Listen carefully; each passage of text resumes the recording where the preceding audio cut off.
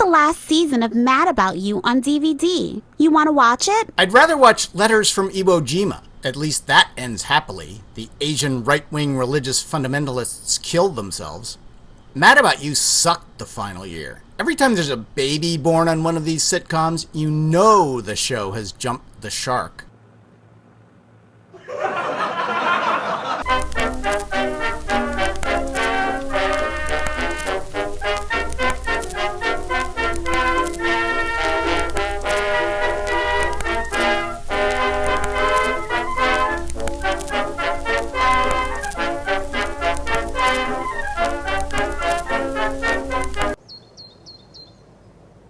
The last time I gave birth, it was induced. No, it wasn't. Yes, it was. You were already in labor. It was augmented. I call it greasing the skids. Will you hush? Or lubing the chassis, or buttering the doorway, or oiling the pan, or priming the pump, or cutting to the chase, or fast-forwarding through the commercials, or skipping to the end, or doping the horse, or... I wouldn't be surprised if Deb had a pair of twin boys. That makes 4 boys. You'll have to add a wing. You want blue cheese dressing with that? No, I mean she might have 2 boys. And why is that, he asked, unwittingly stepping down the rabbit hole that is the world of Mark Clark. Twins run in my family. My Grampy Clark was a twin. And twins skip a generation. If your Grampy Clark was a twin and twins skip a generation, that means your, perish the thought, grandchildren might be twins, not your children. No, it don't. Look, Rube, if your grandfather was a twin, that means it would skip the next generation.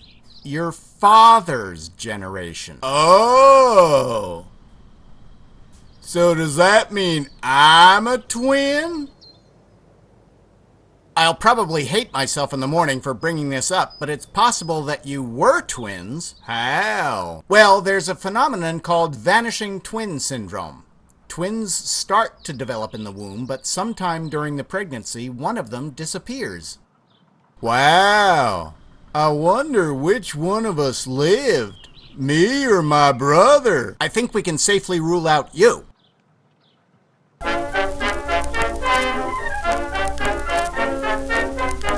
I didn't think I would like that movie, but I did. What's it called again? Letters from Iwo Jima. Oh, yes. I never realized it before, but Iwo Jima is a lot like Deb. Thousands went in, but only 2 came out. Oh, hush. You know, it's funny. For 10 years, all Deb talked about was Mark, Mark, Mark.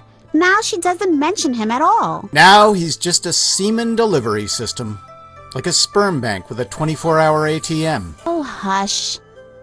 She's having another easy pregnancy. Oh, yeah? Yes, like the last time she got pregnant as soon as she wanted, never was sick the whole time, had an easy labor, and 2 days later was back in her size 0 jeans. If we ever had a child, I think I would ask her to be the surrogate mother. Would we use a turkey baster or do it the old-fashioned way? That was a big lunch for you, Deb. Well, I'm eating for 2 now. Have you talked to Reese lately? Yes, she's eating 24/7.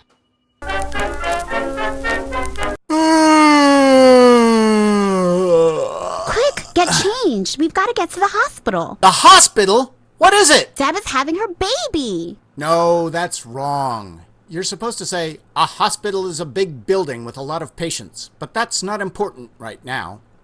Let's take it from the top. Make your entrance again, with your usual flair. Oh, hush. Get ready to go. Get plenty of clean water, and boil some sheets. Why do I have to go? I don't know nothing about birthing no babies, Miss Scarlett. He's your nephew. Oh, this one will be mine? Oh, hush. Where's Ruth? She's home with both grandfathers. Grampy Clark and Grampy Berg? She sure is spoiled. Oh, is that what smells? Wait till Mark Jr. comes along. They'll forget all about her.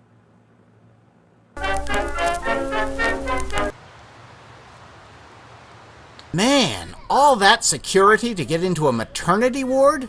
Our ports should be so safe. I wonder which baby is Mark Jr. Hang on, let me ask that nurse over there. Excuse me, ma'am. Yes? Oh, I'm sorry. Sir.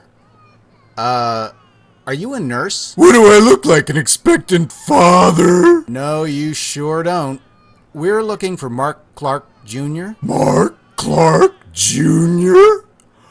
Oh, you mean Pat Clark? I guess. The one in the corner being changed. Why do I always get that guy? What'd he say? The one being changed in the corner. Hey! Nobody puts baby in a corner. Aw, he looks just like his daddy. Hey, look! No penis! He really does look like Daddy. Mark, hi! Congratulations! It's a girl? Yeah, we thought it was gonna be a boy, so we didn't have no girl names picked out. How did you come to choose the name Patty? Well, I went out to the vending machine to get a candy bar and I pressed the wrong button. But I didn't have another dollar, so I ate it anyways. Then they came out and told me it was a girl and they asked what name to put on the birth certificate. I was eating a peppermint patty, so I decided to name her Patty. Too bad it wasn't Goobers. Or would that be cannibalism? Oh, hush. I would have named her Denise. That's actually a nice name. Of course, I would have named a boy child the nephew. Oh, hush. Where is he? I can't believe it! Finally a boy child after a granddaughter and 2 daughters! Not that there's anything wrong with that. There's the baby. Looks just like me. With more hair. And he's blonde, like his mother. The baby bleaches too? And he has his mother's eyes. That ain't all he got from Mom. Look! It's a girl? Good eye there, Arn, but no. The Moyle's knife slipped. I told them not to use Shlomo shaky lip shits, but they didn't listen. Don't worry, they told me that regardless, they were going to raise this child as a girl.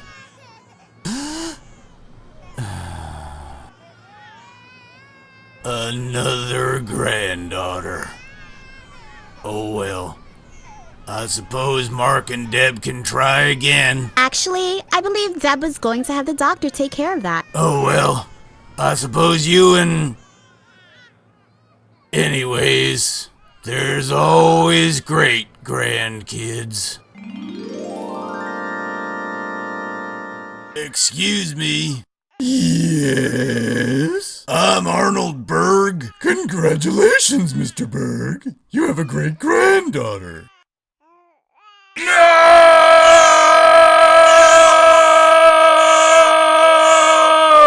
Daddy, you didn't finish what you were saying. You said, I Suppose you and Mark could have kids. You mean Mike.